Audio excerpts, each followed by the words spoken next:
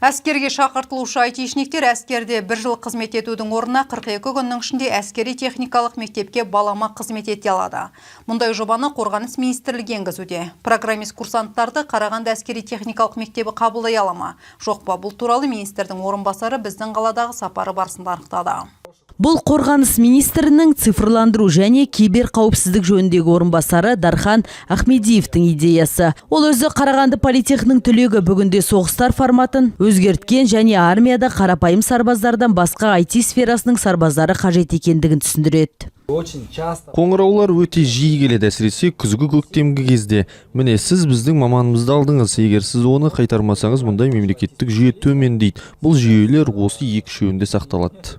Қорғаныс министрлігінде талдау жүргізілді. Белгілі болғандай, мұндай әскерге шақыртушылар көп емес. Егер олар бір жылға әскерге жіберілмесе, армия көп шығынға ұшырамайды. Бірақ оларды 42 күнде әскери қызмет негізінде үйретуге болады. Сондықтан пилоттық жобаны іске асыруды ұйғарды. Айтишниктерге әскери техникалық мектептер базасында 3 мамандық бойынша баламалы қызмет өткеруге мүмкіндік беру. Ақпараттық жүйелер мен технологиялар, кибер қауіпсіздік және дрон операторы. Осы ғылымдардың барлығы IT мамандарына соншалықты таныс екенін ескере отырып, олар қысқа мерзімде дағдыларды игере алады деп сенеді.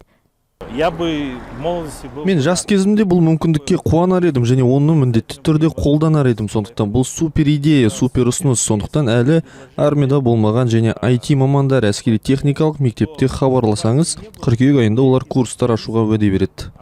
Министрдің орынбасары мектептегі жағдайларды тексерді және бұл жағдайлар аз оптимизм тудырады. Ғимаратқа күрделі жөндеу, полигон жаңғырту қажет, қосымша оқу материалдық база қажет.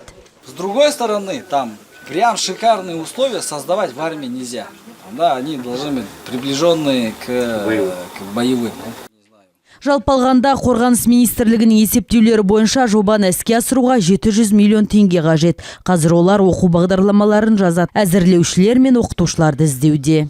Если честно, айтишники боятся идти в армию. Шынымды айтсам, айтишниктер әскерге барудан қорқады, содан кейін өз ортасына бейімделу, яғни олар не істей алатынын зерттейді. Сонымен қатар олар атағын алады. Бұл болашақта оларды әскери саламен байланысы кейбір кәсіпорындарға жұмысқа орналастыруға ықпал етеді. Сол ішкі істер министрі, мемлекеттік қауіпсіздік органдары мүмкін. Екіншіден, бұл оларға қызықты болады деп ойлаймын. Пилоттық жобаны 1 қыркүйектен бастап әскери техникалық мектептің Қарағанды филиалында бастау туралы шешім қабылданды.